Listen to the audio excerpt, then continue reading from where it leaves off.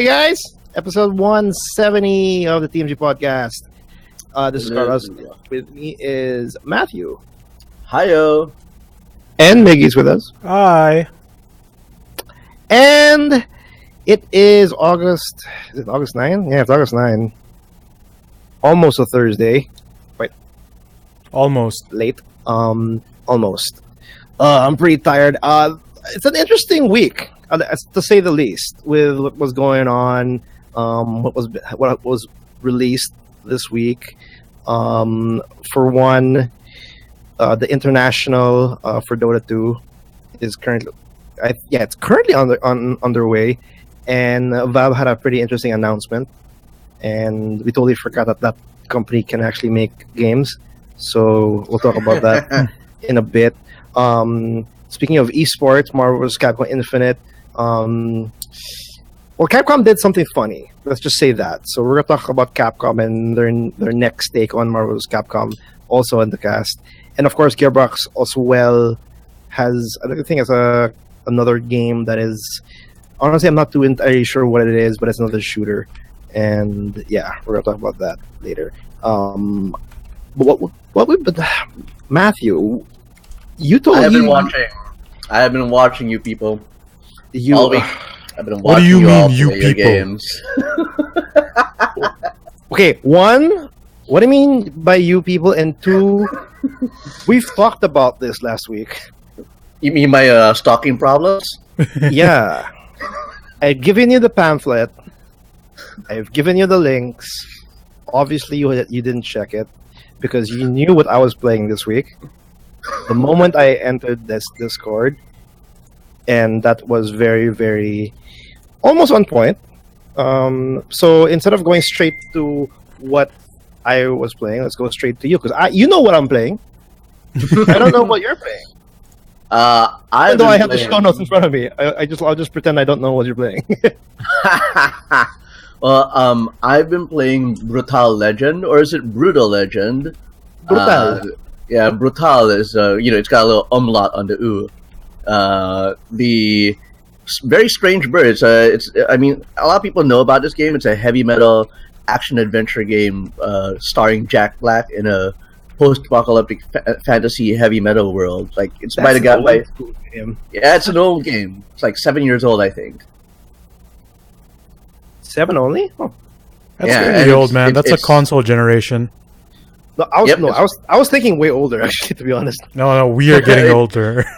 That's just how it No, is. it does feel older, actually, to be honest. Like, it does not feel like a 2009, 2010 video game. What enticed you to actually like to fire up? I like to think it's Hidden Gem because I hear a lot of great things about Brutal Legend, despite me having to not play it yet. But every time someone talks about Brutal Legends, it's always about good things. Well, okay, the thing is, the reason why I started up is I'm looking at my Steam backlog, and we all got a Steam backlog, and I was looking, all right, let's You're also see what stalking games. yourself. Mhm. Yeah, what games do I have that I haven't like reached an ideal amount of achievements from? And I was like, all right, Brutal Legend, Untouched, let's fire it up. Let's fire up this baby. And yeah, so it's by Tim Schafer. He's the guy behind adventure game classics like Grim Fandango. Yep. And Dave Full Tentacle, Full Throttle, yes. David Tentacle. Yeah. His latest And he- one with Elijah Wood, Broken Age? Broken Age. Yeah, Broken Age, yes, which was a great game.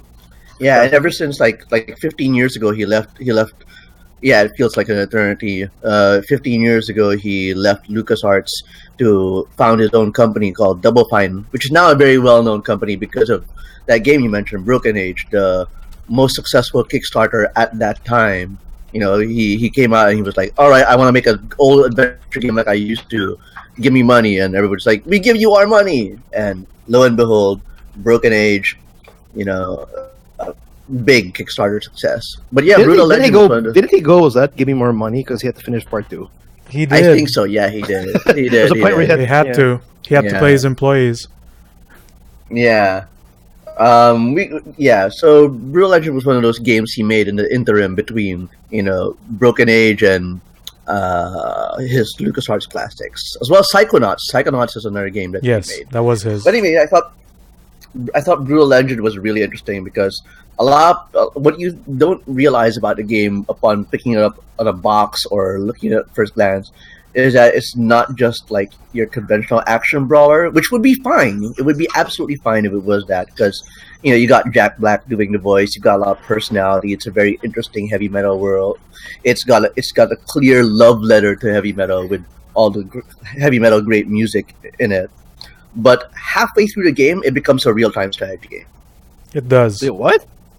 Yes, it does. It's super weird because you start recruiting headbangers, and then you start recruiting razor girls, and you start recruiting roadies and all sorts of different guys who provide certain different functions in an RTS army. And so you, as Jack Black's character Eddie Riggs, you'll run around the battlefield and give them orders saying, "Hey, headbangers, I want you to beat up that tower, and roadies, I want you to bring support from the rear and all that stuff." And you're all doing this on a ground level, like the only comparison I can make is this old game called Sacrifice from 1998 that was also like a ground level RTS. But yeah, it's very weird, and I think some you're people, a grounded mouse. Yeah, you're a grounded mouse. Yeah, like a mouse cursor. Instead of going to the one point, you have to physically go to that one point and give orders. Okay. Yeah, that can get tough when you're walking around. But at one point, Eddie develops demon bat wings that allow him to fly, so you can get a better so you can get a better view of the environment and give orders from a more tactical perspective. Oh, so yeah. Wow, I did not expect RTS to just blow up in this discovery. It's a really cool game. Then it becomes an RTS. Yeah, and that's what put people off a bit. I think is that is it like Overlord? Is it?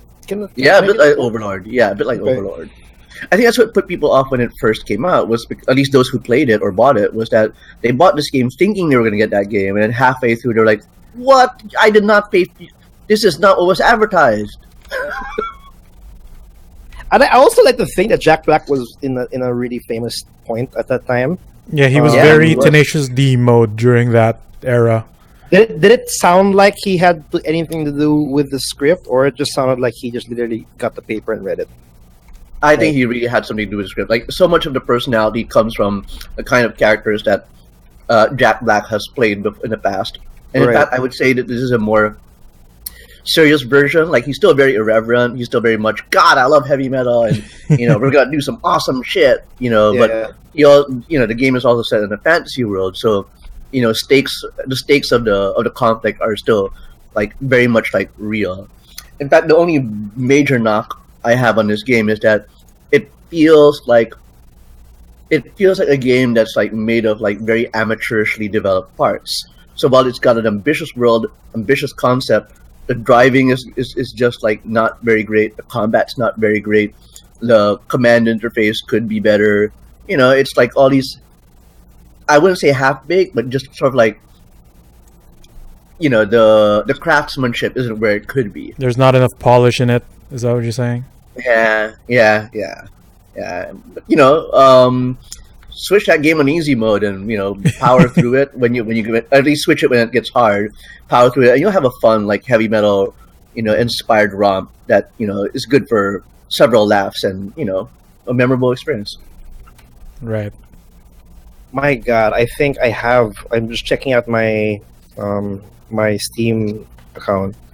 I'm sure you know already, Matthew, but I think I also have Brutal Legends not played. Dude, if I have it, I'm sure you have it, because I swear I think I got it on a Humble Bundle once. Yeah, because I think right now 70% of the world that have Steam accounts has Brutal Legend. Because I think I've seen Brutal Legend so many times in Humble Bundle at $1. That's fine, because apparently the console version of Brutal Legend is pretty rare. So it being available and cheap on PC is perfectly fine with me. I hear it even goes on eBay sometimes for a little bit of money.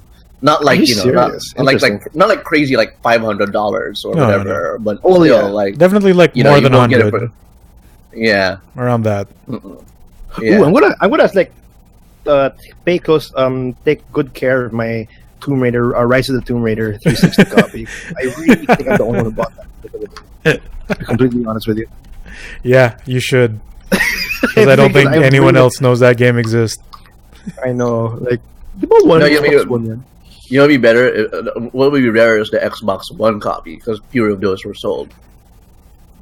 At least that had some marketing put in it. The 360 version, like, nobody had no idea what the fuck it was. No one even knew there was a 360 copy. We forgot that it was a thing, and we talked about it beforehand.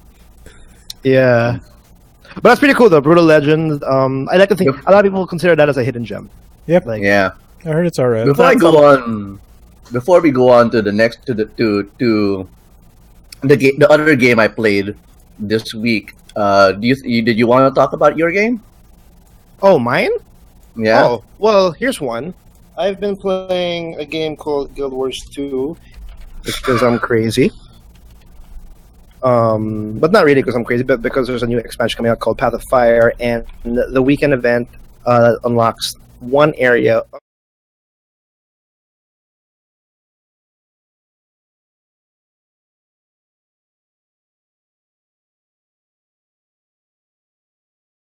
Guild Wars 2 fan. Like, no joke. That's the one game that I haven't uninstalled in like maybe 5+ years. It's been on my PC, just updated, just there, just ready for when I fire up. When I feel like I want to play MMORPGs. Guild Wars 2 is there because I don't know. It's one of the most unique and unorthodox MMORPG out there. Like, the usual people that like MMORPGs won't even like this. So It's very, very niche. And going back into it maybe 2 weeks, like I think I went back 2 weeks ago. Oh no, sorry, maybe last week when I heard about the expansion, and I don't know, everything. It's all coming back to me, and how this game is very very good in terms of how they present their story, in terms of their what they call a horizontal progression. And how the gameplay is very dynamic in PvE and PvP, and their thing called World versus World. There's so much to do. There's so much with that. And I'm just really excited with Path of Fire because they're going to give us mounts in the weekend. You guys won't understand, but it's one of those cool key features. But yeah, I've been playing Guild Wars 2. No, I get what you mean. Mounts are great. No, mounts are great, but they give they put a little extra spice into it because there are 4 types of mounts, and each type has a specific ability attached to it. I think the Raptor mount will give you a forward dash. So if you need to if you need to go from one cliff to the next, you can actually use your Raptor mount to traverse or jump over it. There's also a manta ray-ish kind of mount, and that can be used for if you want to go through the water. Wow. It has an ability to actually float. So it's not like up a mount, it'll give you 50% more speed to get to your point. These mounts are actually used so that it'll be easier to traverse through the new areas or the old areas, because Guild Wars 2, they put a lot of thought and design in terms of how they shape the world, because certain activities require you to climb and figure out how to get to a certain point, because they have vistas scattered all through the land, and they have actually jumping puzzles, and not to mention other events or dynamic events. So when they included mounts, they were saying that they want to also include the fact that we have this very dynamic world, this very horizontal and vertical landscape. So they want the mounts to be a unique, something to really help you get to point A to point B instead of thank God, because that jumping stuff drove me bananas. And I understand that the jumping puzzles in Guild Wars 2 are actually easier than your average jump puzzle. But I was just like, no, not this. Have you tried doing a jumping puzzle in an MMORPG when people maybe 300 people are trying to do the same thing? I know, right? That sounds jank. It's like you press space, but you don't know if the space really entered, because you don't see your guy jump over, because you just see a train of people jumping over. You can't see your guy, and it's either if you press space and then you close your eyes and then you open and you see a crowd of people and you just spend like maybe 5 seconds squeezing your eyes trying to see, oh, is he there? Is he not there? Well, I don't see the dead screen, so I guess I must be okay. Where's my character? Am I lagging? Oh, that too. The lag's actually pretty interesting. Well, in the start, because when they start scattering, it's fine. Guild Wars 2, it's really hard to suggest Guild Wars 2 because, like I said, it's very niche. It's very like even the veteran MMORPGs like that play World of Warcraft or any other game like this. It's gonna be hard to adjust because I don't know. It's very, very different. It doesn't have the Holy Trinity role aspect in it. It really requires you to actually use the dodge mechanic, and you only have a limited amount of skills that you can use. Not to mention, the skills are attached to the weapon types. So if you want to be an axe wielder, you have to just live with the axe skills. You can't change it. So it's funny how that turns out, though, right? Like many of the things that actually made Guild Wars 2 accessible or unique or remarkable are also the very things that kind of like put people off from playing it because they were experienced like MMORPG players. Like I still remember like the whole slotting system of gear and skills was just like, oh, thank God I don't have 24 hotkeys to memorize. But at the same time, people are like, no, why did you limit my options? Guild Wars 2 is actually a very good example on how too much change is a bad thing. It's or being too unique. I wouldn't call it a bad thing, but it's definitely not the cure-all to everything. Yeah, because a lot of people were saying when Guild Wars 2 was out, it's going to be the World of Warcraft killer, or rather, the next evolution for the genre. But it didn't really become a next evolution. It just became a blimp in the map. It's like it didn't really evolve it. It didn't greatly inspire a lot of people or a lot of developers into that direction. They just became their own entity. They're like Eve online. Like they're just their own thing. So it's kind of cool. But if you guys are interested, the core game or whoever's listening, Guild Wars 2, if you haven't played it, the core game is free. It's currently free for everybody. The only thing that you have to spend is pretty much the first expansion, which gives you a variety of new mechanics and features, and of course expansion 2. And you're not required to buy either one. Like for example, if you have the free game and you want to buy expansion 2, go right ahead. You can ignore expansion 1. So it's absolutely fine. Cool. And so there you go. Guild Wars 2. Oh, and Warframe's pretty cool. I don't know. I just jumped into it. I'm sorry. One night I was just sleeping, and then you jumped on the game. It came to you in a No, vision. I just so happened. No, I was watching YouTube, and I just so happened to just jump into a stupid video that says why Warframe 2 is better than Destiny. Why Warframe will be better than Destiny or something. So I checked it out, and I'm like, this doesn't look like the game I played back when I bought my PS4. But before I jump into that, I want to know your other game that you mentioned, Matthew. Like you mentioned Overcooked. Yeah, that's right. I think that's way more interesting than me just jumping in because of a YouTube video. Because I want to know like why all of a sudden Overcooked was took most of your free. Well, most of your. Did you play most of your free time? Well, to be fair, I played a big night of it. Who won? The cooking or Jack Black? Oh no! Like Brutal Legend was I did that on my me time. Overcooked was with a friend at their place. Oh, okay.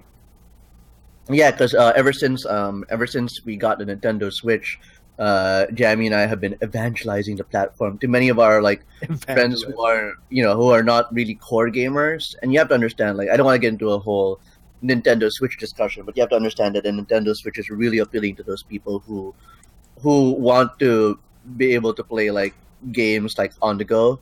Right. For example, this one I'm specifically referring to. I like the thing that Nintendo Switch would grab all those kinds of games that are perfect for on the go situations. Yeah. Well, I guess Overcooked would work. The thing that's nice about the Switch also is that even if it's an on-the-go platform, it's also a multiplayer platform. You can you can literally have your Switch on your coffee table or on your dining table, and then a friend comes by and you'll be like, instead of saying "kaon na ta," you're saying hey, here's a Joy-Con, let's play. Here, Karen, play with us now. Yeah. Yes. Yeah. So you're playing Overcooked on the Nintendo Switch. How is that? Or friends, rather. You're not. Well, it wasn't. It was okay. Was it a good port? Was it? It was not great. Okay, let me give some history into this. We fucking love Overcooked here in this house. Okay, like we have had. We get together for game nights or anime nights every once in a while, and when we bust out Overcooked, one of my friends, he becomes like the restaurant general. He like starts developing a tactical plan over which of us will proceed in which order, like who will. Okay, sorry. So Overcooked is a game about preparing food in a real time. Oh yeah, sorry, yeah. For those who don't know, it's a top-down real time game that lends itself well to couch co-op because you're controlling different characters who must chop must chop ingredients, cook ingredients, serve ingredients, and wash the dishes all the time. And it's lots of crazy scenarios. Sometimes it's on a boat that tips over and causes the prep counters to move left and right. Sometimes it's in the middle of a busy intersection where pedestrians will like cut you off while you're trying to bring food from one side to the other. Bastards. Yeah, that kind of stuff. So yeah, like our friend really looks at the layout and also tries to figure out how we're supposed to approach each angle. In fact, I sometimes we have friends over and they say, what if we play Overcooked? I'm like, sorry, we don't do that without Phil around. We need the general to prepare the battle plan. The general or Gordon Ramsay? Well, he's not much of a cook, so I don't know if we can promote him to Gordon Ramsay. No, in terms of demanding and this, you're not doing so well, or yeah. I guess you could call him the Gordon Ramsay. Yeah, so it's like one of my favorite fucking couch co-op games, and we as a group and on anime nights and game nights, we love the fucking couch co-op. And so when our other friend said that she picked up Overcooked, I was like, yes, that game is awesome. We're coming over to play it. Oh, okay. And the port's not that great. It's not great. The first thing we noticed right away was that moving the characters around was kind of fiddly. Like I can't speak for how my wife experienced it. Any form. Okay. So when we play Overcooked on Steam, we're using the Xbox 360 controller. Four Xbox 360 controllers really. But this time we tried it with the Joy-Cons, and I'm pretty sure the Joy-Cons are a reasonable input device. But controlling those characters on the Switch, you'd press left and they'd go too far left, and press right and they'd go too far right. And so it's a bit too sensitive. And that would be a big problem when you're trying to align the tomato exactly on the right prep counter, because let's say you have a prep counter where the chopping is, and then on the right side there's just a blank counter and another blank counter where you put items on. You end up accidentally putting the tomato in the counter instead of on the chopping board. And so our first inclination was to think that maybe these Joy-Cons are shitty, or maybe the input is just badly done. Right. But then I later learned after a disappointing experience, I later learned that apparently there's a frame rate problem for the game. Ooh. For Overcooked, there's a frame rate problem on the Switch. Yes. Which is not a weak system, Yeah, not weak for a game like Overcooked. It's visually demanding too. It doesn't. Yeah. Yeah, I mean they can make Mario Kart Deluxe run in 60 FPS. I know. Yeah. But it can't make a few tiny vegetables work at 60 frames. Yeah, I mean, I understand that it's trying to process 4 input devices at the same time. Right. You know what I mean? But that's still, according to reports, it's going at about 23 to 24 frames per second. Oh, wow. Below 30. That is okay. Sort of unacceptable already. Yeah. Huh. That's interesting. That's an interesting problem. That's an interesting problem. Well, for the controller sensitivity part, do you have any pro controllers to test it on? Well, we were using a combination. That's a good question. We used 1 Pro controller and 3 Joy-Cons, and everybody shared similar complaints. Now I can't testify to whether we didn't switch the controllers around so that one guy would be like, yes, I feel a real difference between the Joy-Con to test it out, you know. I feel upgraded, or a negligible, or you know. It's not my fault. It's the controller's fault. Difference. Yeah, not you. It's me. But the fact of the matter is that a game that I had already played before that seemed totally fine, like I'm playing now on the Switch, and I'm just like, I'm just like, what? That's interesting. Well, I can say that, you know, patches are a thing now in the gaming industry, so I guess they can fix that. But it's kind of, I guess it sounds kind of disappointing that a port for Nintendo Switch, which is an ideal platform for this kind of game, thanks to its many forms for party or on the go game or demand. And has there been any issues of, you know, indie games having bad ports on the Switch? I think this is the first one. This is the first major one. Like, I don't. Yeah, I don't remember hearing. I could ask my wife; she would know better. She's always reading Nintendo news. Well, that's interesting. So, Overcooked. Well, if you guys got it, we're kind of interested in what you think if you have finding the same issues. But hopefully, they can patch it up. Hopefully, I mean, they'd have to at this point. See, even the kitchen is getting mad. Patch it up. It's already been a week. No, that was the cats knocking. Yeah, the cats are getting mad at the kitchen for the shitty port of this kitchen game. Yes. I think the listeners are very normal with the cats. I accept this canon. You accept this canon. Sad though. Overcooked, not a good port. Yeah, that's kind of a bummer. For a perfect home.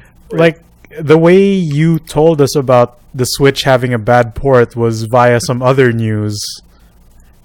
That's if I recall correctly. Right. Which kind of was a weird segue because I like to take. Oh, well, Matthew, you can take this one because it's pretty funny.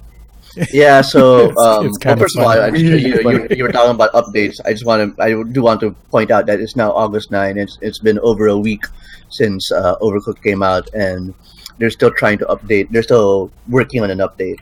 And there hasn't been an update, or are we talking about like you playing it, like the disc content? Like, there's no patch yet released. No, there's no patch, and it's digital. It's a digital download. Oh, okay. So, that ain't great. Well, anyway, okay. But you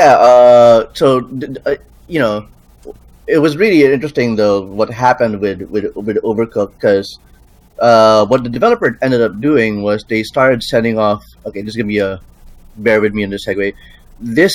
The controversy regarding Overcooked's performance led to an even more bizarre and perhaps weird controversy, almost incidental to Overcooked, which is that so the developers obviously they're like, Jesus, we made a shit port, so they started emailing members of the press and other people, sort of like it's like. They emailed a lot of people, but it wasn't like for everybody. Right. And they were basically saying like, okay, people from GameSpot or YouTube influencers, could you please like capture footage for us and show us like what's wrong? Like we want as much video evidence as possible of what's wrong. I mean, they're not saying that it's false. They're basically just saying they want to be able to see what the issue looks like on everybody else's systems. Right. Just to that's prove that it's not just on one system or something like. It's happening on everyone's. Just all right. Yeah, and there was no malice or suspicion. No. They're cracking down on this issue. It seems like. Yeah.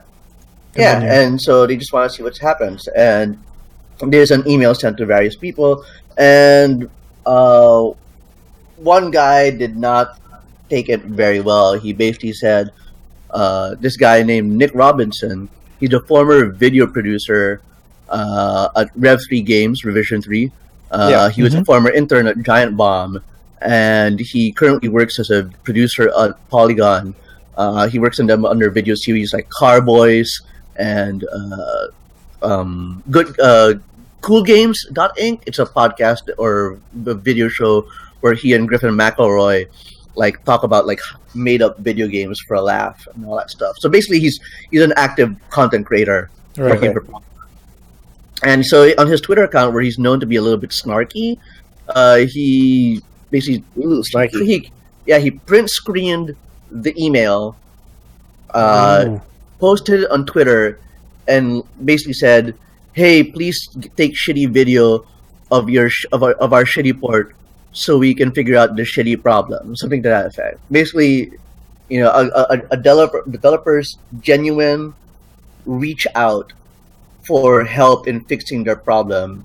He just took the snarky he just way. Became a dick. He was being an asshole about it. Be a dick. Yeah, he mocked them basically. He mocked them for taking the problem seriously. and they wonder why we can't have good things. I know, right? And damn it! What was terrible about this? Where things? This is already overcooked already. Okay, and if we lose people that make overcooked, that they don't become humble and serious about it. Oh, what is this world going to be? Jesus Christ! But anyway, go on. Sorry. Yeah, no problem. So this story took a very weird, sharp right turn when. One guy was like, "Hey, man, they're just trying to fix their game," and he was like, "Shut the fuck up, Landon." What did Landon ever do to him? Jesus! And another guy was like, "You know what? Maybe you should maybe Nick would have more time to spend helping developers fix their game if he wasn't spending all his time sending private messages to women in gaming, trying to get into their panties." Basically, I believe is how that sentence ended. Yeah, I'm paraphrasing, but actually the way he put it was more like, if he wasn't all up in women's DMs, which is Twitter slang for all up in women's direct messaging, Yeah.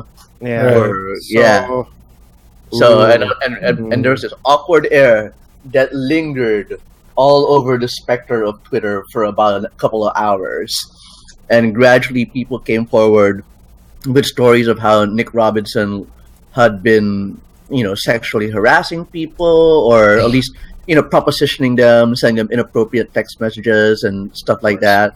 At one point, one lady said that it implied that she was asked, Nick asked her to meet up with him because they live near the area, so that she could blow him or something. Oh, what? All right. Basically, I don't want to get too. I don't want to get us bogged down in the details, and I don't want this to turn into a witch hunt or a social justice warrior conversation about inappropriate conduct as a gaming professional and all that stuff. But what I'm here to talk about really is how the repercussions of being a dick to these developers really exploded for Nick. You know what I mean? Right. Yeah. Like it just goes to show that when a developer asks you nicely, what you for help, it pays to not be a dick about it, and especially if you have bad blood already working against you, it's all gonna get up in your face. It's just a prime example of karma's a bitch. Yeah, and I brought up the subject because I thought it would be interesting to you guys who've been working on this podcast for years now, how much the professional relationship between a content creator and the people who work in video games is how do you, nowadays in the age of social media, there's the barrier between who you are as a person, who you are as a creator, and who you are as a professional. It's just becoming so thin. You know what I mean? And I want to know how you guys navigate that. Well, it's kind of interesting how, because every now and then we'll have that person come out and make a controversy like this, probably without even thinking of it blowing out of proportion or anything in that matter. And okay, fine, it's true though, because with how the internet is nowadays and how there is easy to be a content creator, your own voice, your own personality. And even if you're not a content creator, it's just also easy to just bring out your voice. It's also easy now to go up to people who make the things that you enjoy, that make the things that you are passionate about. You can reach out to them directly if you'd like. Mm-mm. And I guess it's just natural to actually abuse that kind of ability. Yeah, exactly. Even thinking, and it's more of like, I think it's not because of me or us being here for a while. I think it's just how the world is now. That's just really what it is, because whenever we shit something or whenever we praise something, we'll say it in social media. But it also goes the same the other way, Yeah. And it's simply it depends on how, and it's really hard to navigate how people react towards it, because you're talking about everybody in that in your circle, or everybody who is included in that hashtag or whatever. We don't know if they're gonna take it. It just might go feminist. It might just go feminist in your ass without even knowing. Like, how did that happen? I was just talking about pancakes. Like we have no idea. Like, it just happens, and it's so hard to actually prevent. Or, of course, you can do some countermeasures to prevent it, but I'm not more surprised when something like, for example, we're talking about Overcooked, and now we're talking about this.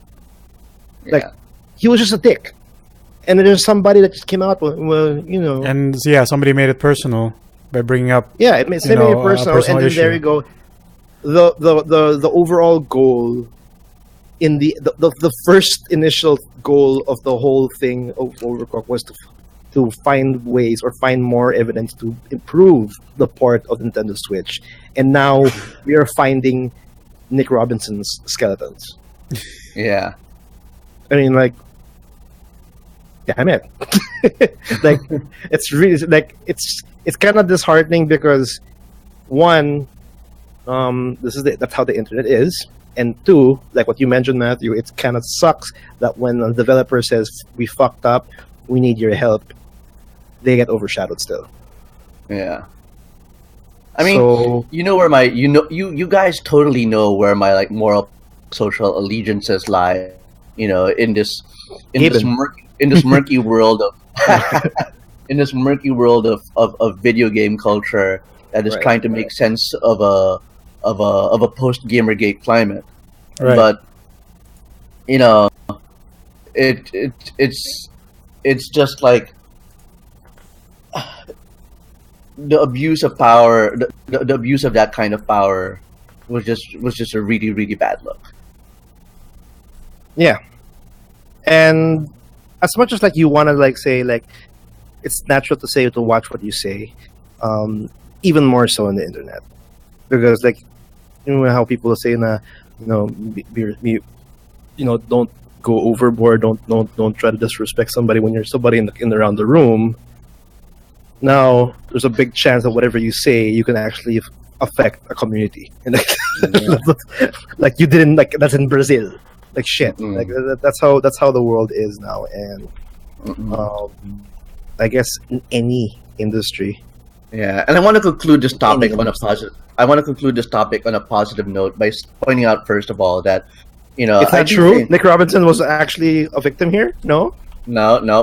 Sorry, but the thing that I think the most positive takeaway I think is that the way this whole thing played out, like. This stray tweet that basically opened the door to Nick Skeletons is that that's the thing. It's a tweet. It's a fucking tweet. This tweet was not made by one of the people who were his alleged victims, but by a man, and his intent was probably his intent basically opened a discussion about a topic that everybody knew about, and as Nick Robinson's like inappropriate behavior. To get him to shut up, I guess. Yeah, but in a way that didn't put women at risk, because most women are reluctant to come out and say stuff. Right. And if they chose not to come forward with their stories, it would be fine, because at least that awkward air would be lingering. People would be scratching their heads about this Nick guy. But because people did come out and talk about it, it's resulted in real like conversation about what he has done, and that's all been wrapped up with the fact that Nick Robinson has now been suspended by Vox Media, the parent organization of Polygon.com, and I think that I think the fact that they acted on this so quickly was very good, not as a disciplinary punitive measure, but as a message at least for saying that, okay, guys, we're taking this seriously. We'll just suspend him, and we don't want people to speculate wildly while he continues to work for us. And no, because right now, even if for example, in the company standpoint, even if Nick Robinson, he was just becoming an ass. What's going on? Yeah, that would have been Polygon suspending him. It's still them doing that already merits it. It just doubled more because now it's a personal take, and it now also affects Polygon even greatly because it's because they hired this kind of person who's an ass, and apparently does this to to other people. It's doubly. So either or, he's gonna get the fucking slap in the head no matter what. Yeah, regardless of how long that lasts. And I feel like it's sad also because there are many people who have worked with him or who are friends with him who have also been processing their feelings and talking about how tough it is to reconcile the notion of someone who has been a great source of professional pride, a great source of professional contacts, and going back to what I was saying about social media, you have what I was saying, you can express any way you want, positive, negative. You have all that access. You also have to know that you have a job, you have a title, you are representing somebody, especially if you're a journalist. Exactly. You are a personality, or even for some YouTube personalities, you have if you're a YouTuber, you're actually representing your own brand yourself, right? Yeah. Nick Robinson is in a more situation because he's representing a fucking company, Polygon, or what's the parent company? Vox Media. Vox Media. So you just be doubly sure that when you want to be an ass, you have to have some merit when you want to be an ass. Yeah. That's the thing, because you can be an ass. Go ahead, be an ass. They might just make sure the company that backs you at least backs the fact that you are an ass. You know what I mean? Like a good example would be Jim Sterling. Jim Sterling was famous for a very irreverent, tough-talking, borderline asshole personality. Right. And when he used to work at Destructoid fully supported that. Yeah, they knew that. I mean, he didn't leave because Destructoid stopped supporting that. Let's all recognize the fact that his brand continued to work in symbiosis with Destructoid. Right. Nick Robinson behaving the way he did not, whether or not if the allegations are untrue, even just speaking impolitely to the developers was not a behavior that seemed representative of the Polygon institution. Oh yeah, for sure. Because in terms of content creation and journalists, if you're talking about people at GameSpot and Polygon, whenever you have content out in the wild, you will have a link back to you. Yeah. To your Twitter account, Twitter was that. So you are representing a company. You are your voice is your own, but you're connected to something. So you can't just randomly say it. Like the average reader would look at the company name first before looking at the writer's name. Yeah. So when of course when Kotaku makes a BS post, most people don't. It's Kotaku, but most people don't look at the writer's name. The authors. Yeah, they usually just go oh, Kotaku, they're being stupid again. So definitely damaging the brand and most likely his career in the industry.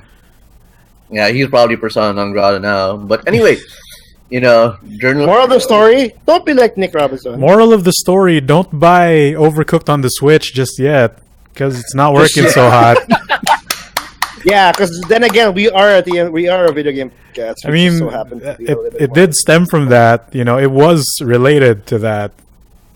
We didn't really go off the path, but don't buy it on Switch. It's jank. Be a good game journalist. Yeah, be a game journalist. But be a good game journalist. Speaking of controversy, let's move on. Speaking of journalism, let's move on to the hot takes about the news. Am I right? Yeah, we were talking about controversy. Let's move on to the next controversy, if you be so kind.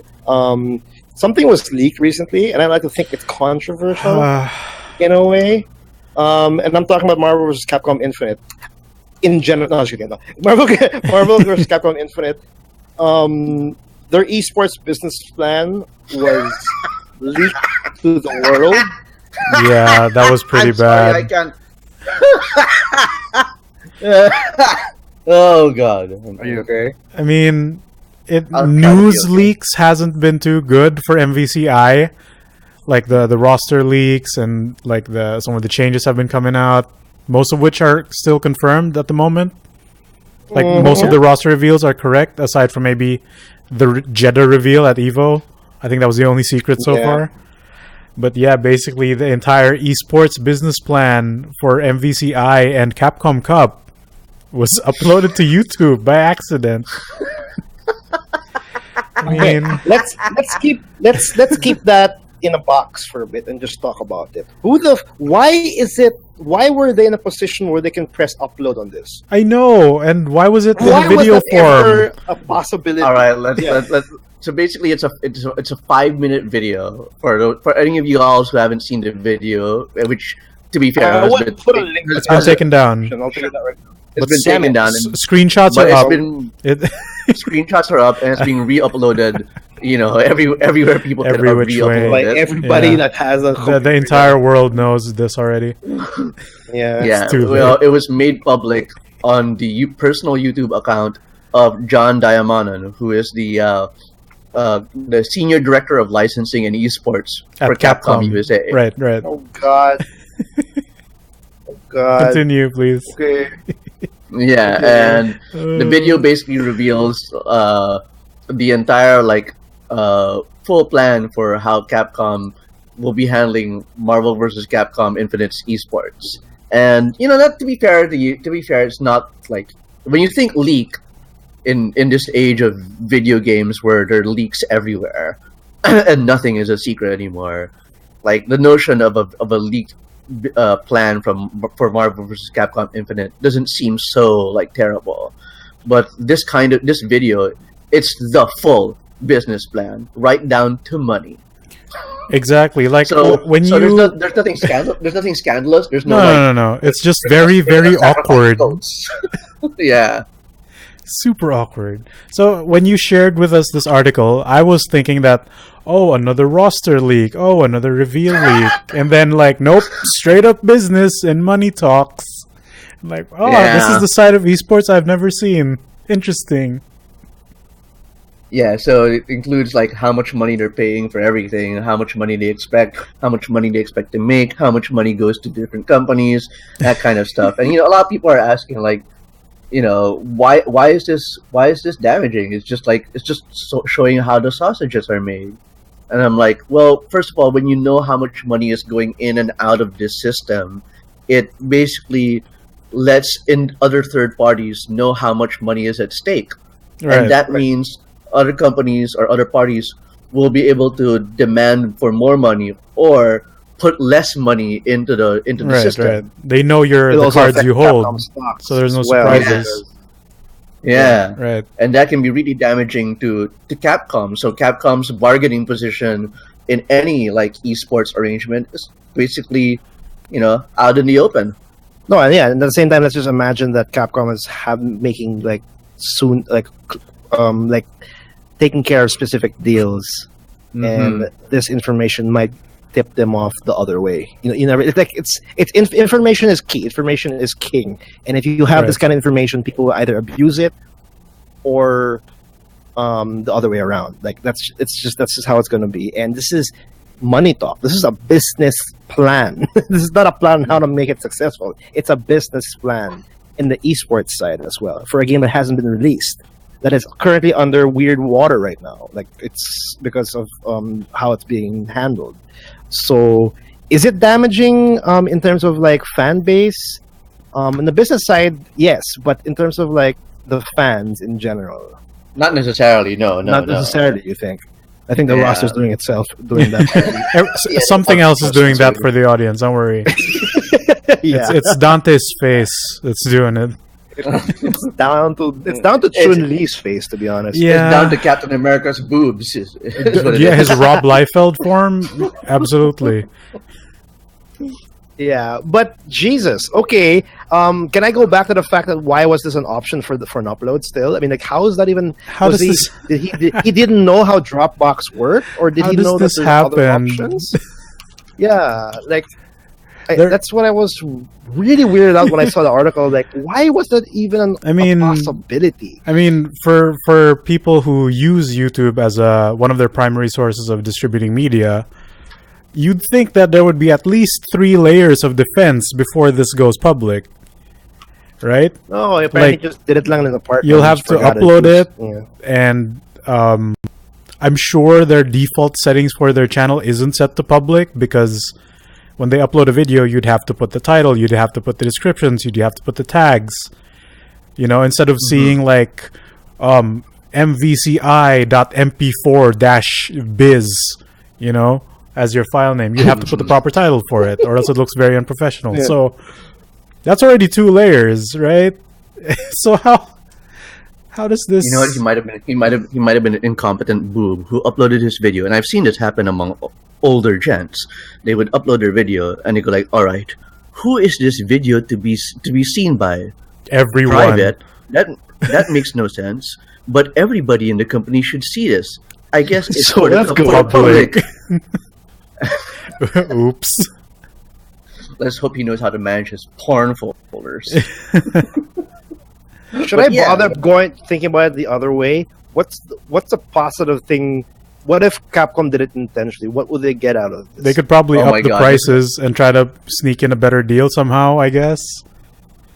I don't know how. I let's guess. let's just assume that Capcom is a fucking mad scientist, a mad villain, and they know what they're doing. I mean, they do have And the they're just really combo playing fiend us. under their employment, so I don't know about you, but I find the notion that is bandied about very often of leaks being intentional publicity as a kind of ludicrous notion. I'm just giving them the benefit of the doubt, but yeah, I just wanted to pull that out. I really can't defend that. It's really hard. It's pretty bad. It's the kind of thing. It's the kind of thing I think that comes from from the mind of someone who thinks the world is a conspiracy. You know, the whole Right. leak. This is the way to generate interest. But what do I know? I'm just speaking from the experience of, like I we're not mentioned before, the marketing experience of- people. We don't know how money Well, works. I have. I may have mentioned this in a podcast before, but my father and brother are like marketing veterans, so Don't I tell have- them I- that. I have this- We'll leak your I info know a on thing or two YouTube. about Huh? I know a thing or two about marketing, and this is gonna be a marketing. This is gonna be a fucking nightmare. yeah, this I'm is sure annoying. it already is. Publicly, like I'm sure like someone just barged into a like, who the fuck uploaded the presentation that I was supposed to send you guys? And then the office is literally on fire. Yeah, someone's throwing the monitor off the fucking window. Anyway, Marvel vs. Capcom Infinite is esports business plan out in the wild now. I hope it still does well. I mean, the game seems fun. Oh my god, that's a topic for another time, and Oh especially my the gameplay god. and how it Well, looks. you know it's going to be at EVO still, and, well, there's your confirmation that it's going to be at Capcom Cup. And It's they're a not weird going to back out of situation. that. It's very weird. But it's a mainly weird for position. them and their business side, because it's going to deal with sponsorship and partnerships. Mhm. I mean, for the players, they're going to be like, I'm just going to try to win. You know? Yeah. It's a very awkward situation. But Capcom, Capcom's in a very awkward situation. Speaking of awkward situations, because I'd like to think it's a very awkward situation that this company is putting itself in right now. During the international, Right? anybody know that? The International Dota 7 2 for Dota 2 thing, involved. They announced a new game. Yeah, they announced a Oh, new yes. game. It's still Dota 2, but Not Half-Life 3. Not Half-Life 3. don't it's never go Half-Life giddy 3. about it. It's never Half-Life 3. or Team Fortress Um, 3 or Left 4 Dead 3. None of those exist. None of those will ever exist because we want it. That's how Gaben works. Like we want all of that, but he won't give it. He's to us. just Anyway, rubbing his nipples with the Steam controller. There's a game called Artifact. Miguel, what is that visual? Oh, Oh my God, I I'll know. explain to you the joke later. There's got to be a GIF somewhere about that either. But the one I'm talking about, the game that they announced was called Artifact, and it's pretty much a Dota 2 online card game. Really now. Trying to tap into that Hearthstone market. Between That Gwent, reaction's hilarious. Yeah. between Gwent, between Elder Scrolls Legends, between Hearthstone, between Fable Shadowverse. Fortune. But Dude, Shadowverse even is there as well. like even High Res has their own card game now. The Smite They do? developers. Is it a Smite themed one? Yes, it is. Are they still It's a trying to Smite make Smite themed card happen? game. And isn't Are they Smite trying to- still in beta? They have? I forgot what it's called. I forgot what it's called, but Fateful. yes, everyone is getting into the TCG madness now. Wait, is Smite still in beta? I believe so. Are you serious? Because I was playing it a couple months Yeah. ago. And sure, it's in beta. Oh my god, that sounds insane. Well, They have anyway, like a billion dots now. going back to the Valve announcement, they have a new game. It's going to be called Artifacts, coming out in 2018. Yes, I think it's going to rival Hearthstone and all those online card games. They do know how to make cards. I mean, just look at the Steam ecosystem. Yeah, for sure. But this one, in terms of how when they announce, there's a teaser trailer out now, and they just want to show the logo. You know, people go, "What the fuck?" But what I understand about this game is it's pretty much, they want it that when you play this game, it really feels like you're playing Dota. That's their aim. That's their goal. So the game mechanics will be, it's like you're managing the 5 heroes in a Dota 2 team. All right. And there will be 3 lanes to go through Oh man. in the board. In a card game. And in the card game, and there is going to be creeps going through those lanes based on like certain parameters or modifiers, like an ability from a card or anything that would like generate minions to go through the lane. Essentially, you're going to be playing a Dota 2 game in a card format. I don't know how it's going to be. There's no gameplay or whatnot, but they're trying to be unique in that sense. It's not. I don't think it's going to be in the same ecosystem as like Hearthstone and all that jazz, but just like everybody that wants to get into that pie, they're going to try to be unique and out of the box. And how they explain Artifact, I guess it's interesting. I mean, guess I'd like to see gameplay. Puede? I'd imagine there's Yeah. some form of board to show where your units are. But Yeah, how we is the have no environment of footage at that? all. Yeah. We only have the logo, and they were just talking it verbally on what it could be or what it's going to be. So I don't even know if it's playable in a playable state or anything. I want to check later, but it wasn't received as great. I'll tell you that right now. When it was announced, people were just scratching their heads because I think that's like what we were talking about a while ago. That's the last thing we want Valve to announce in terms of a new game. When it comes to card game. like Valve, we forgot makes games when they want to. When they finally announce one, it's not what we expect, of course, and it's a card game. And I think their teaser trailer, they're having a lot more downvotes than upvotes at this point. They're being like the next Call of Duty in terms of like downvotes. And, Oh, no, really? The yeah, I red lightsaber heard. has come back. Oh man. Yeah, I heard. I'm not too sure how down it is, but on my last visit on the teaser trailer, the downvotes were higher than the upvotes. So I don't know if that's just the Dota 2 community just being like, you know, very, very reactive with an announcement like that. But I will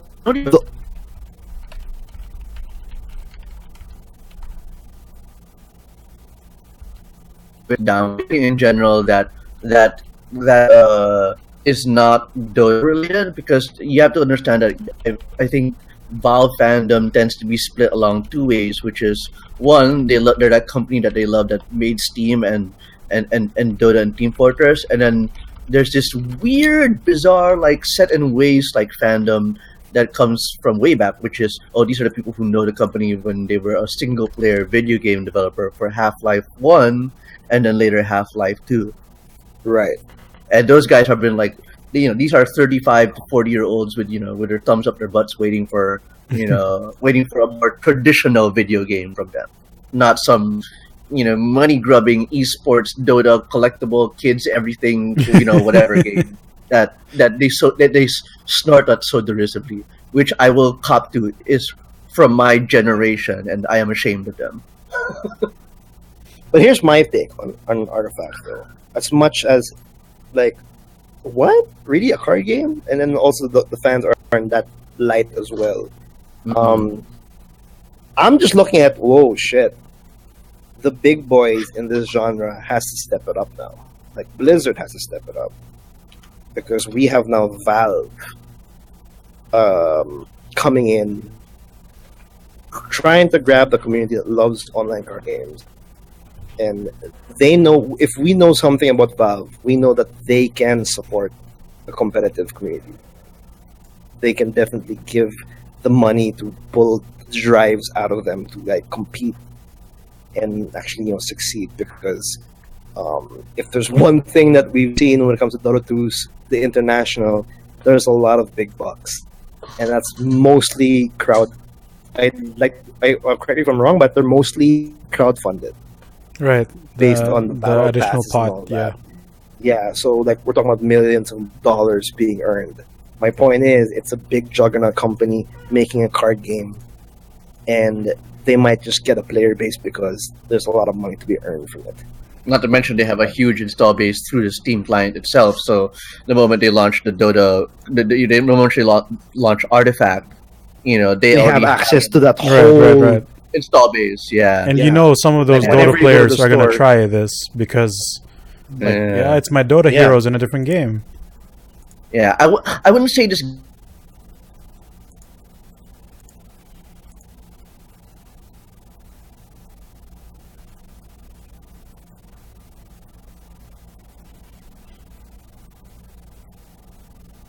Overwatch as compared to like the PvE experiences they did with Diablo and World of Warcraft, and so Valve is going to be entering uncharted territory for themselves as well.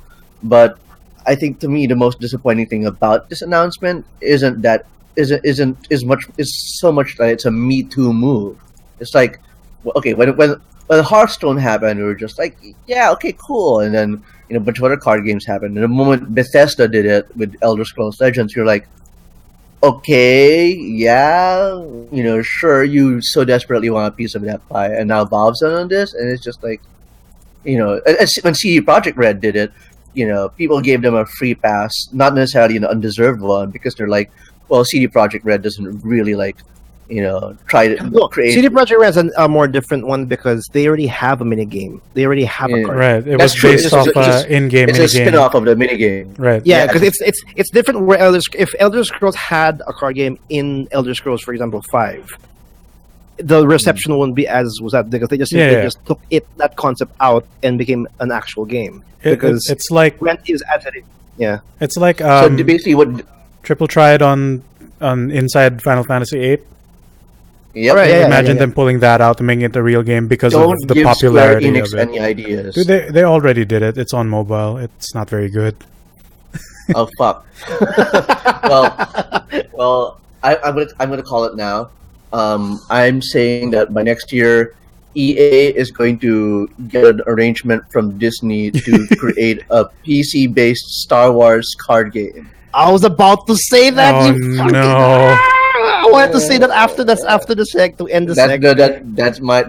That's my prediction. Isn't It's- there like I a was thinking card-based about that. Star I Wars really wanted to game say on that, mobile? I think that's a What? thing that exists. Well, there are a lot of Star Does? Wars games on mobiles, and they do have card-like elements. Oh, but they're not not actual card games. You're right.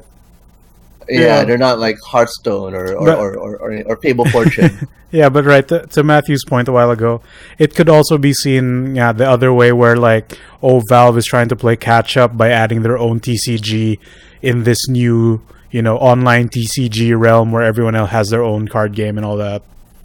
Yeah. But we'll see. I honestly think the online card game is actually pretty late in terms of being overpopulated because Hearthstone has a good head start. It took a while. It had a for them long to- head start, yeah. Yeah. It wasn't it wasn't the Flappy Bird. It wasn't No, the no. moment Flappy Bird got success, we had clones. No, these companies took their time. It felt like they were wary on how Hearthstone was going to grow. Well, I Right. think anybody would be wary to challenge Blizzard in the first place. That too. Yeah. Because it was very interesting. Because for a while I was like, there was a point in my Hearthstone career, because I played the game so long, I was like wondering, where the fuck are the people competing against Hearthstone? It's a funny thing when that happens, right, Carlos? When something becomes successful and you kind of expect like the clones, the rip-offs, or to happen, and I don't mean that derisively. Just like you expect the Me Too's to come out, and it happens slower than you expected. Right. In an industry that tends to capitalize on new ideas very quickly. Yes. Like for example, I think a great example would be. Remember how many critics were like raving about the Nemesis system in Shadow of War, in Middle Earth Shadow of War. Like, okay, so when Batman Arkham Asylum came out, sorry to suddenly switch gears.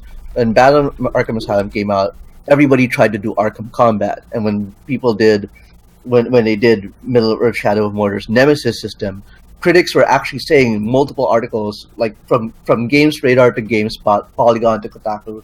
They were saying next year we're going to see a lot of games with Nemesis systems, and it didn't happen. That was so weird. Right. And so it was just weird for me because I saw the potential with Hearthstone, and there was a huge gap. There's a huge gap. Like, people can catch up now, fine, but the release for Elder Scrolls, the public beta for Gwent, Shadowverse, they're all in a very small, like they're close to each other. Then we have Hearthstone, like there's a big gap, and I'm surprised that there's a gap. And I would like to think that eventually, naturally, they will be in equal levels, with Hearthstone a little bit higher because they're the vets and everything. But I'm now, as a fan of online card games, I'm actually loving the fact that there are a lot of options now, because I am completely exhausted by Hearthstone, and I like to see people's iteration of this. I think this evolution of trading card games, because I think this is the best way to do it now. So with Artifact, we will wait and see, because I really can't see how this game is going to be.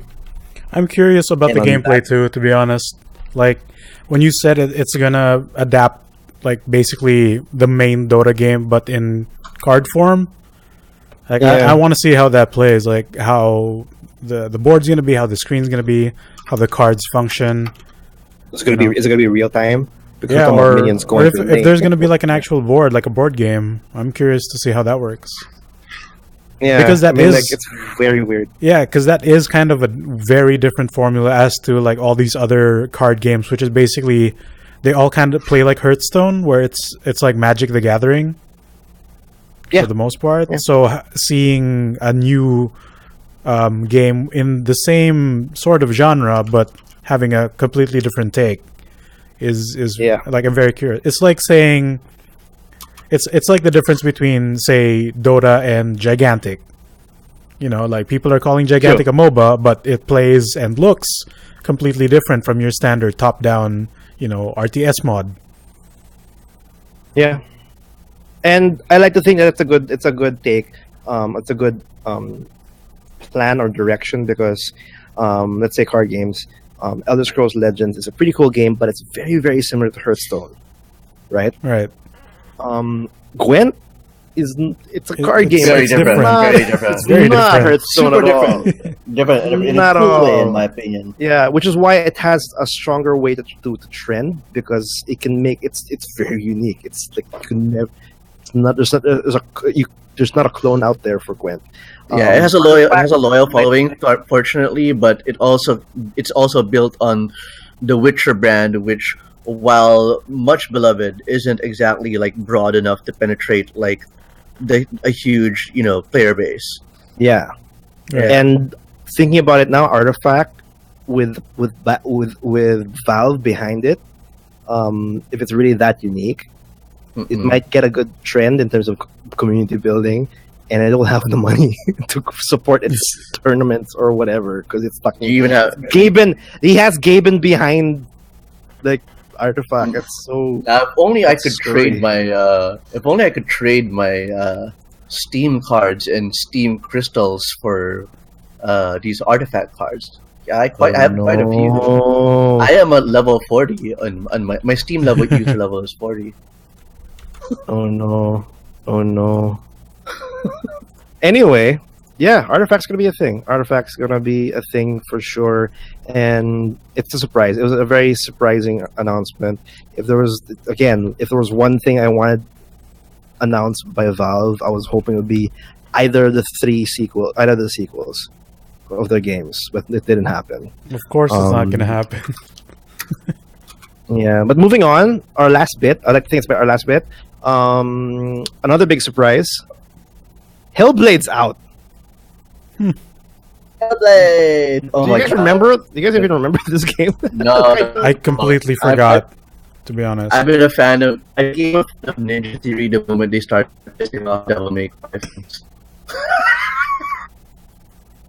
Really? That's Yeah. when you. Okay, but the reason why we have Hellblade, Senua's Sacrifice. There you go. Yeah, right. It's out on. It was out this week, August 8th. It's a very interesting game down from the narrative to the price point and how it was marketed in general. Yeah. For those that don't know, because it's a very it was announced I think in 2014. I believe. Wow. On like when we first heard about Hellblade, and essentially for those who don't know, it's a story about Senua's personal story going through a mental illness. It's essentially. I will definitely be picking it up this week. Yeah.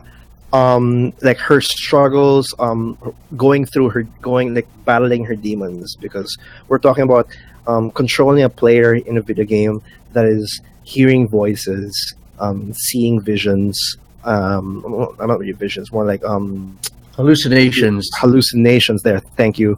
And it's very interesting to see being interpreted in a video game format, because mental illness is a very touchy subject in itself in any form of media. Right.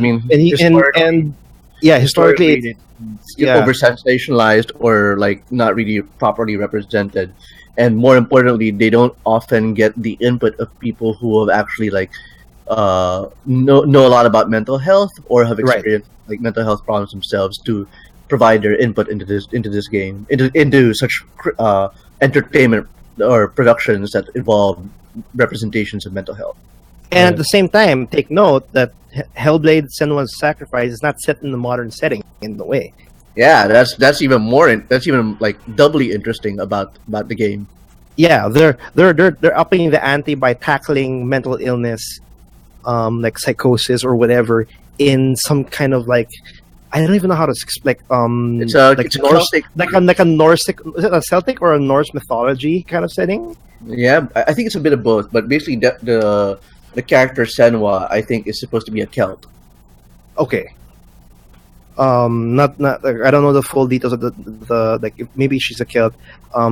But there is like general like hack and slash third person combat in between, but. Hellblade's Senua's Sacrifice feels like more of a there's a story to be told, and there's an experience that it really seems like we've never experienced before.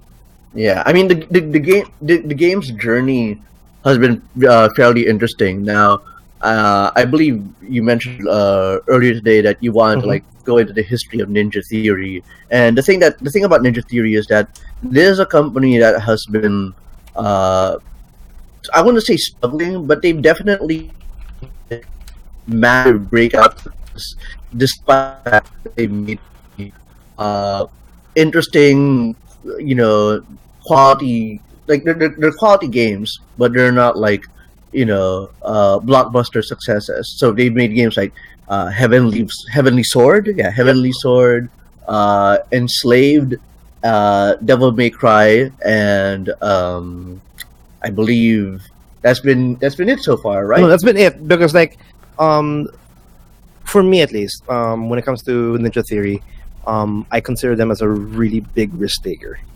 Exactly. Yeah. They're not. They're not going for something that would sell. because seeing their games or the games that they've created, it seems kind of like it was a hard sell. Like, for example, let's go with DMC, Devil May Cry, the reboot.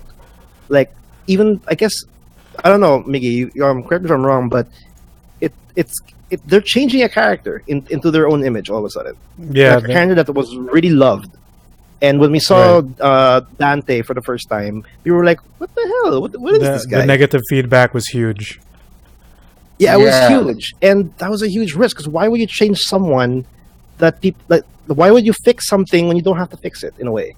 Because it's a reboot, fine, but we didn't have to, I don't know, get an emo version of Dante, but he's running emo if you play the game. Well, de gustibus non disputandum, which is Latin fancy talk for there's no arguing matters of taste. But I kind of felt like, speaking as a non-fan of Dante, of Devil May Cry, that this Dante was actually very similar to the Dante of before. Kinda. He just happened to have a makeover that I understand could be very alienating to, devoted fans, and as well as the fact that it's hard to tell yourself, I'm going to pay $60 for a game that features my beloved Dante, like, represented in a completely different fashion. Like, I get that.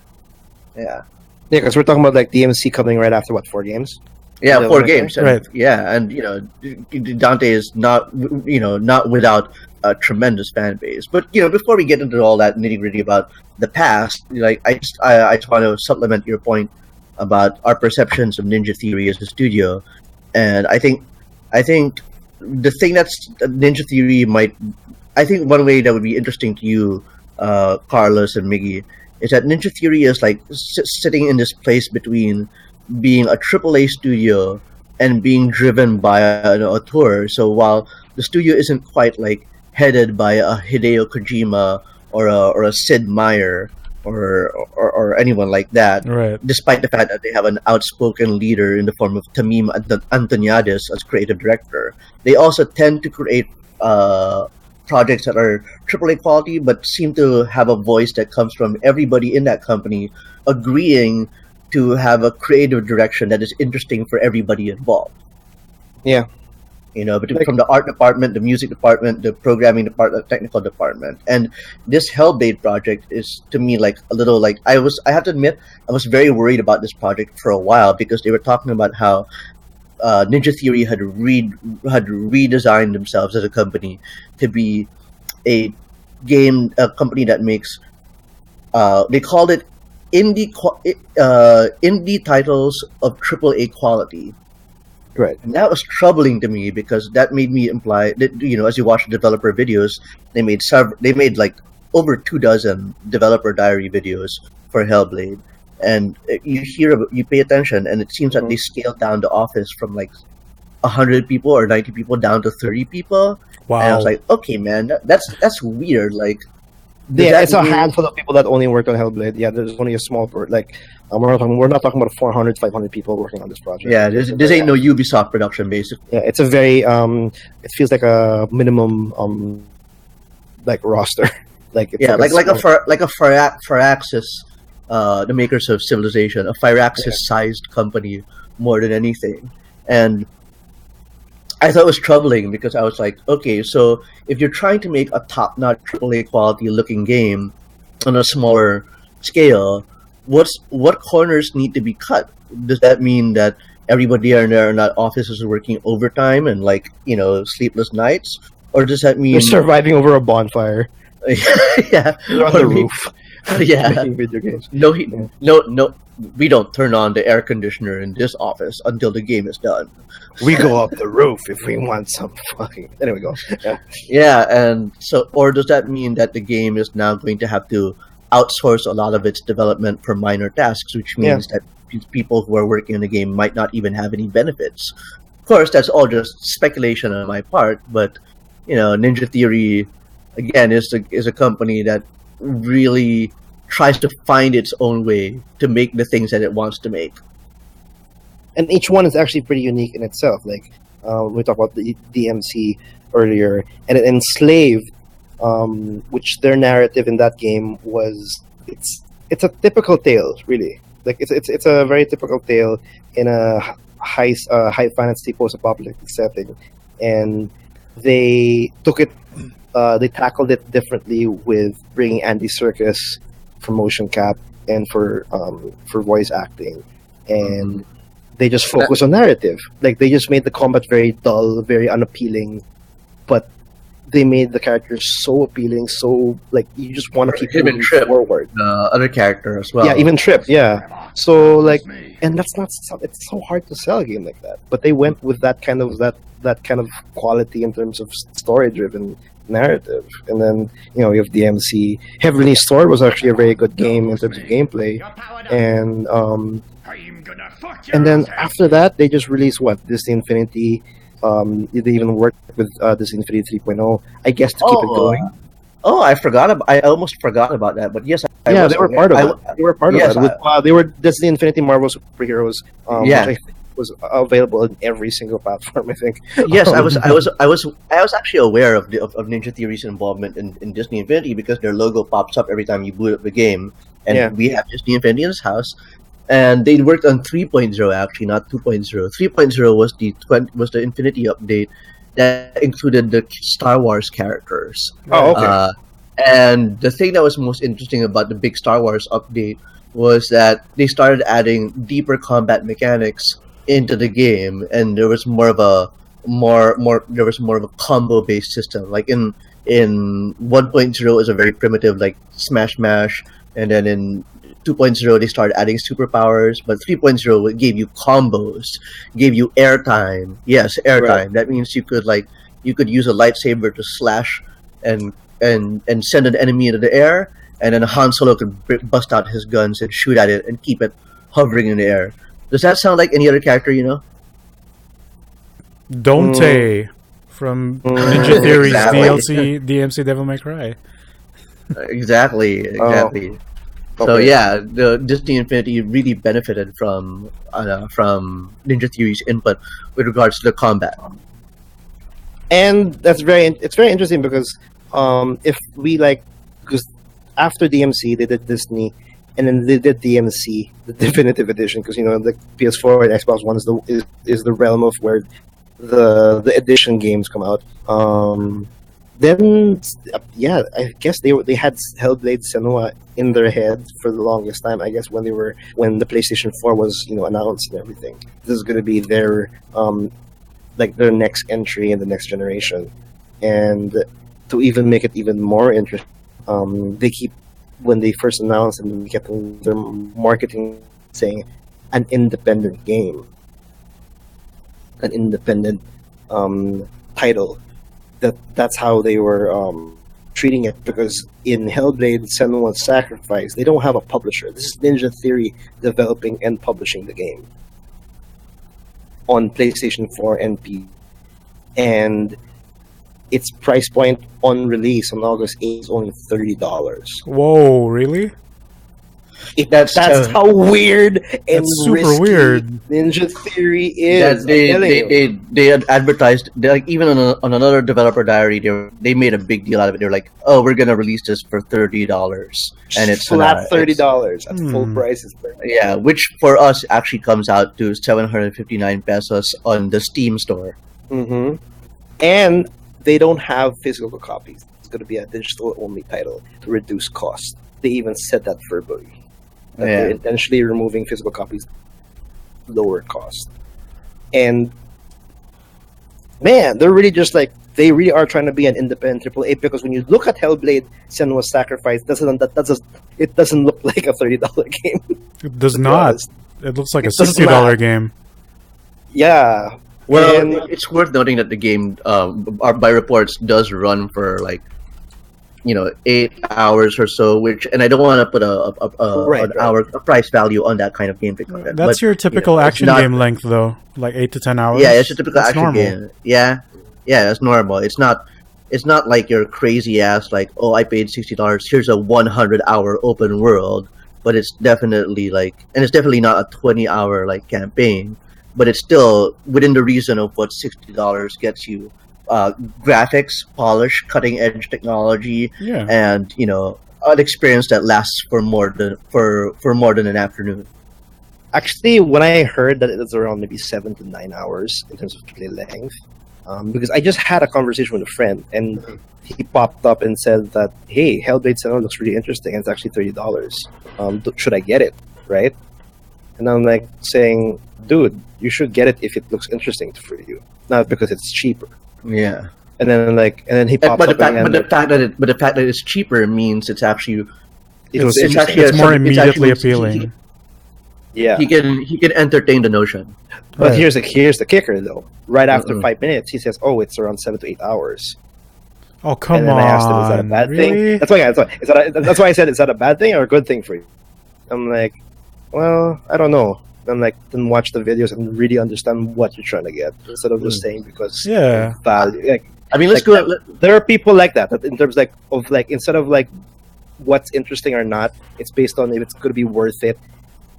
Time-wise and money-wise, because there will be people like that, no matter. Let's go on a tangent here. Like, I want to pick up on on Miggy's reaction there, and I'm just going to say that, I understand that we're very privileged as gamers to even be gamers because it requires a certain amount of, disposable income to be able to play video games the way we do. So I'm sure it sounds extremely rich from us to say, come on, $60. 1,600 pesos or whatever price, and you're trying to measure an hour count. Like, we're very privileged to say those things. But on the other hand, I'm also led to wonder about those people who insist on not just a price to hour ratio, but the maximal price to hour ratio. The whole, I'm not paying $30 unless it's a 30-hour game. I'm not paying $60 unless it's a 100-hour game. When you think about all the people, and this is anecdotal, but when you think about all the people you've met who say they bought the latest, very big game, and you ask them like 2 months later how they even finished it, and like, I haven't even started it. I'm just like, then, what? Or I'm barely like 10% in. I'm like, then why is it so important for you? I think, if you pay $30 or whatever price you think is the kind of price you want to pay for a video game, and it's only like 8 hours, that's an experience that you can finish. That's an experience you can go from beginning to end and say, you know what? I can talk about that game. I had fun with that game. I saw it through its end. I mean, I get that too, but I'd understand if he would complain about the game length being too short if it was, say, a full-priced $60 game. Exactly. But the fact that it's you barely get games that are below 40 at most that look like this, and more so for console gaming race. I mean, exactly. And then having that complaint, like, oh, it's only 7 hours, like, come on, that's kind of leaning on the unreasonable end already. It's actually pretty interesting because I like to think that, based on like who I've met throughout the years, there's games and everything. Like what Matthew was saying, like, shit, I bought this game. It was amazing. I had a lot of fun with it, and I asked him, how long have you been playing it? 4 hours. And we're talking about a game that's like 60-hour long and everything. I mean, like, but good for him that the starting point of that game, which probably takes 2 hours, and then I think it was in JRPG when we were talking about. He loved it already. I'd like to think that already justified his $60 purchase. Despite him not even that's starting yet. I think that's how you should judge a game. Like, judge it by its gameplay and maybe to some extent its graphics even. Because it is a game first, and that's how you interact with it. Yeah, and I want to do a shout out to fucking Migs from Noobs and Cubes. Like, good on for him for finishing Guild Wars 2 after 5 years. He finished it with you apparently. Yeah, like, it took him 5 years. It just didn't happen. He never saw the ending until you two played. He just never tipped onto the edge and finished the game. He just never did. He just finally did it. Anyway, but yeah. I think the question of is it 8 hours? Oh, too bad. Like, that question matters depending on what your relationship to the kind of game it is. Do you know what I mean? Like, if you're not interested in mental illness, if you're not interested in a troubled female protagonist, if you're not interested in Celtic mythology or whatever, then I understand that game poses significant value to you, significantly less value to you. Yeah. For me, like, let's say I'm just going to draw one of my favorite examples. I remember when a couple decades ago, when I played Max Payne 2, you know, this is during a time, okay, that the average first-person shooter was 15 to 25 hours long. Okay, and I told them people asked me how long did it take for you to finish, and I said, oh, it took me like 8 hours. And I'm like, 8 hours? Yes, but it was the best 8 hours of my life. It was like it was 8 hours that was up. It was 8 hours of stuff that was my jam, that was up my alley. Right. Yeah, and I don't feel like my time was. I don't feel like I was robbed. Right. And no, that's what Matthew was saying is true, because if you just check out trailers, the marketing materials, and all of that, it's a very, very touchy niche experience just by seeing it. When it's built by because it looks pretty and it's like $30, you just might get completely disappointed because you didn't know what you were getting into. Exactly. And you know what? Save that money for a billion other games that you want to play, or a billion other you know, just because it's in the news right now and just because it looks pretty, you know, doesn't mean you have to play it right now. Yeah, exactly. Yeah, that's and my also, God, it's like $30. What would be like 80% off in Valve? Yeah, imagine when this hits Steam sale. It's gonna get even cheaper.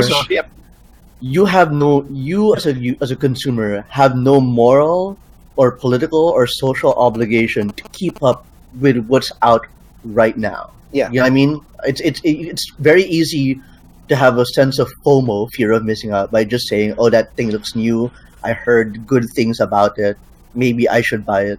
But you already know that you're unsure about it, so maybe you should like hold on to that money if you're really definitely unsure about it. Yeah, and if you get something like just because someone else recommended it, but you were unsure yourself, it might affect your overall look at the game. Like you might end up feeling some buyer's remorse or something, you know.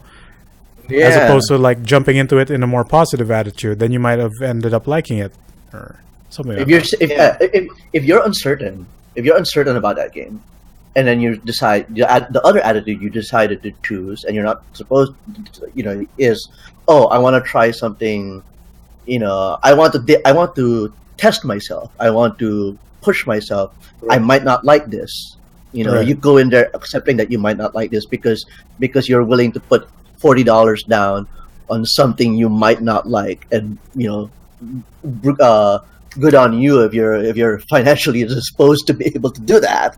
Then great, do that.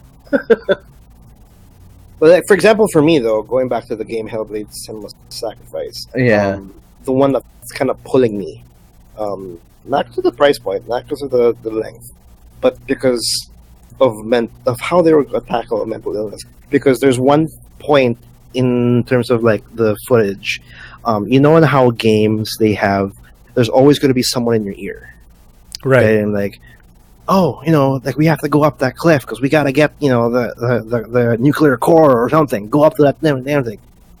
In Hellblade: Senua's Sacrifice, based on the videos, as Senua's walking around, you start hearing voices. You know, like, you know, climb there, or you know, look on the right. Like you don't know if they're giving you directions or she's just crazy. You don't know. But that's the thing in your head. It's just actual things in her head. You don't know if it's helping you. You don't know if it's like It's part of the game design, but it's also part of the narrative. It's part of the character, and it's interesting in that way because it's going twofold. So like you could listen to the voices, and that might lead you to something interesting, or you could not. You know, and that's interesting on how they're tackling it that way.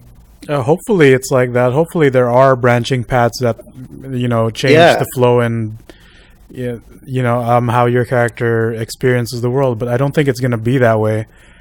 Like, for the most part, it looks like you're just going to go a straight path.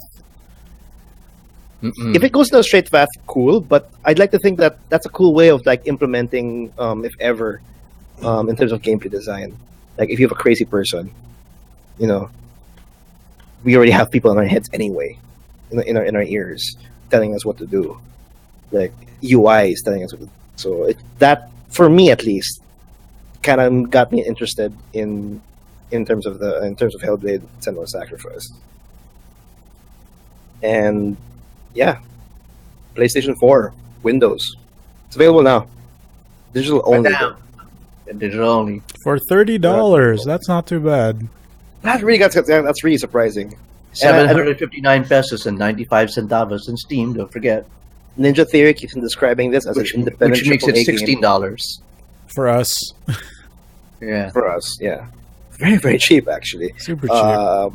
But yeah, look into it. Like as much as it's cheap, look into it. Like we said, in terms of videos, because it's a very interesting. You might get shocked in what you're getting into.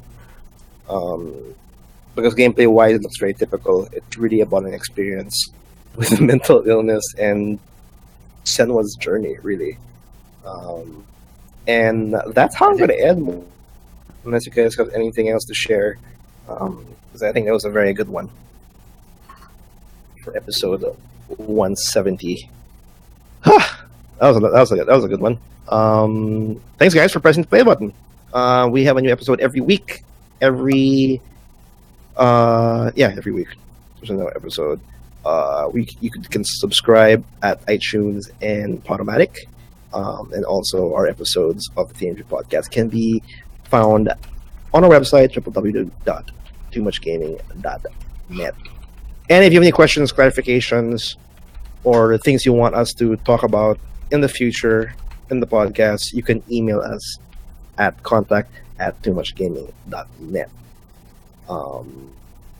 What's going on in YouTube? We also have a YouTube. We also have Twitch. I'm not too sure. Are we still live in Yes, Twitch? we also have are. a Twitch channel. We are actually looking at some gameplay of Hellblade. And to the point that you said, Carlos, about having the presentation style be a bit unique because your character is insane. There was there was just a fight segment where your character lost a battle, and when that character died, it showed the feet of your actual character walking from the distance and saying that entire death and fight segment was just a vision in her head. And then, like, your character was all right. So, that's kind of a unique way of taking that. It's very Silent Hill in its kind of approach to insanity.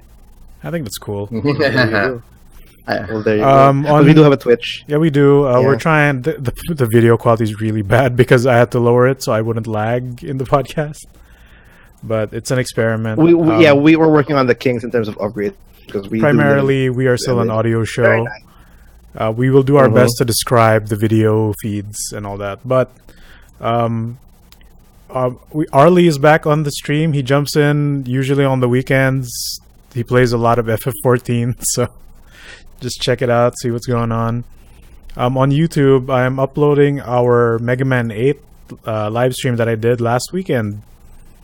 And we're kind of delayed on video content because things are happening. But we're trying to get at least one video a week out still. So just check that out and check out all the other videos we have on our channel. I think some of them. Just search. Just go to YouTube, Too Much Gaming, or we're right there. YouTube.com/TMG blog. Yeah, and I think that is it. Who's that bastard who got Too Much Gaming? We don't know. It's inactive for years. Fuck that guy. He beat us to it.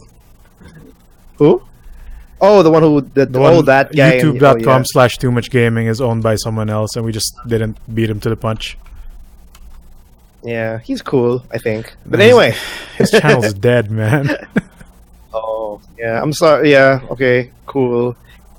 But again, thanks for pressing that play button.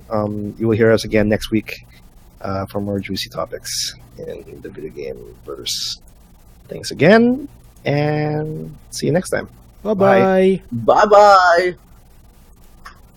I don't know if we have any new ending music yet. We should change that soon. I dodged Gearbox because